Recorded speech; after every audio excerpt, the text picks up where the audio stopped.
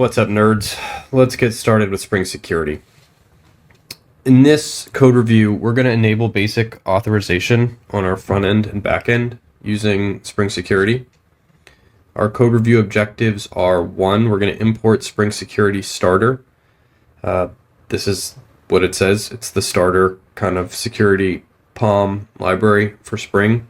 We're going to create our first security config, which will allow unauthenticated requests to our health check. We don't want to enforce authentication when we hit our health check. It should be public, but we do want to require basic username password authentication for all other requests. The second thing that we'll do is demonstrate the effects of basic authentication with curl. So we're going to turn it on.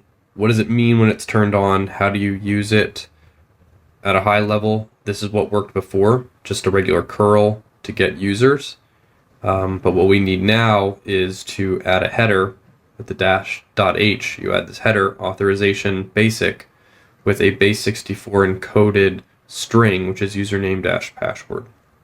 So we'll show that demo, password. And then 3, we're going to re-enable our Angular components. So we're going to integrate an HTTP interceptor in our Angular code base, and that will provide the authentication. So import Spring Boot Starter Security. We're going to add and import Spring Boot Starter Security to our pom.xml. Underneath our actuator, we've added a dependency, and this is in the POM inside of our application core module. We've added Spring Boot Starter Security. Once you add this library, you can configure your first security filter chain. And so we have added a configurations package in our application core. And we've added what's just called a security config and marked it as a configuration. I called it a bean, and it returns a security filter chain. And we pass in this HTTP security object. And in here, we just configure security the way that we want it. So the first thing we've done is enabled CORS, cross-origin requests. We just use the defaults that they give us. We are setting up authorize requests. So we're using these pattern matchers. So the actuator health check, we're saying permit all. And this permit all means don't worry about authentication. You should still be able to hit this with a regular GET request no matter what.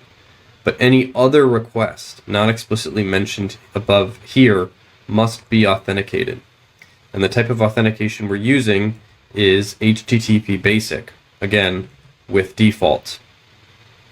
And lastly, we are disabling CSRF, which we'll get to more later. But this is saying every request other than this actuator needs to be authenticated, and we're using HTTP basic authentication. So, why did we disable cross-site request forgery, CSRF? Spring Security protects against CSRF attacks by default for unsafe HTTP methods, such as post requests. So we can disable it here to use our non-GET APIs. We have a put and a post for creating and deleting users that we want to use.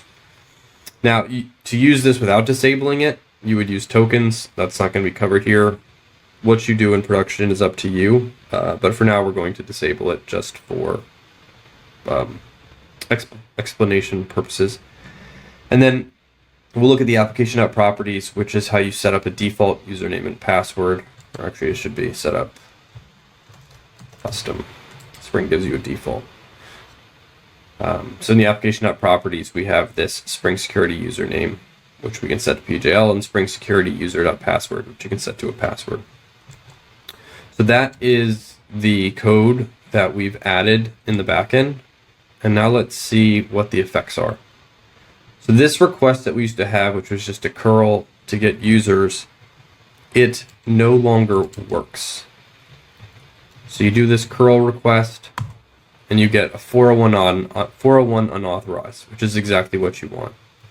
And for differences, you could say actuator/health. You actually get status up, so you get a 200 the way you wanted before.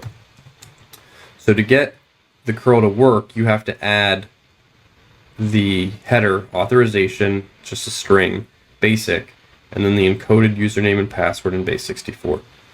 So you might ask, where did we set up a username and password? Assuming you didn't see the application app properties, where did you set the username and password?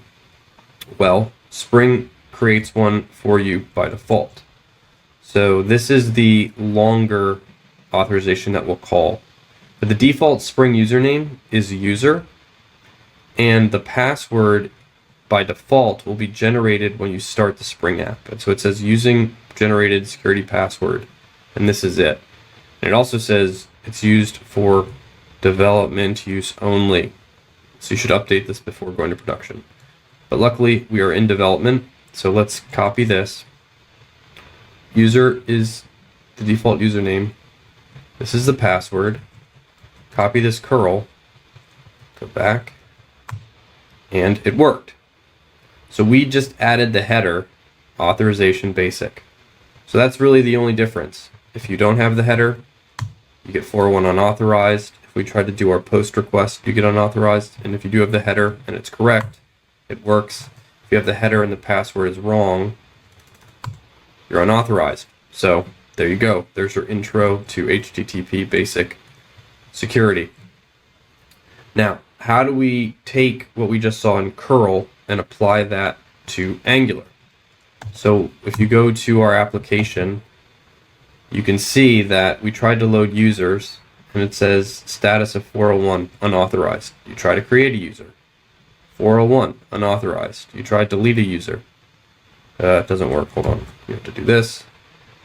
401 unauthorized. So all three, our get, our create, and our delete, are all unauthorized. So how do we fix Angular? So the first thing we do is create this HTTP interceptor. And this goes back to a previous video of why we basic auth interceptor, why we kind of changed our code base. So the modern way Angular does this is they have these HTTP interceptor functions, which take a request, and then an HTTP handler function is next. And this is where we basically are cloning the request. So it intercepts every single HTTP request.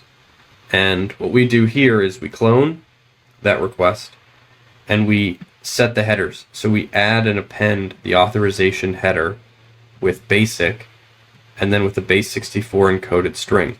So we set the user, we set the password. This password was incorrect, which is why we were getting the 401 errors.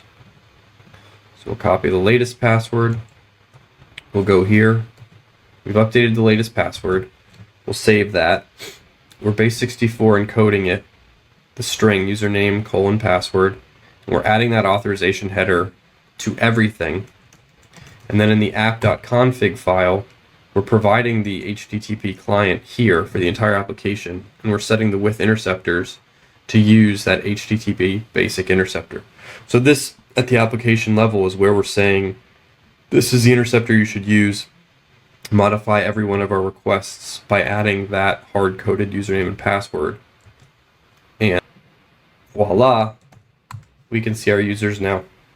And then when we go to create user, we're able to create a new user. And then when we delete a user, we can delete a user. It's been disabled. And so all we did, we had to restart the application, but all we did was update the username and password and everything worked. So yeah, that is the high-level outline. If you go through the code, the app.config, this is where we add the with interceptors and we provide the HTTP client and the interceptors here. This is where we write our interceptor.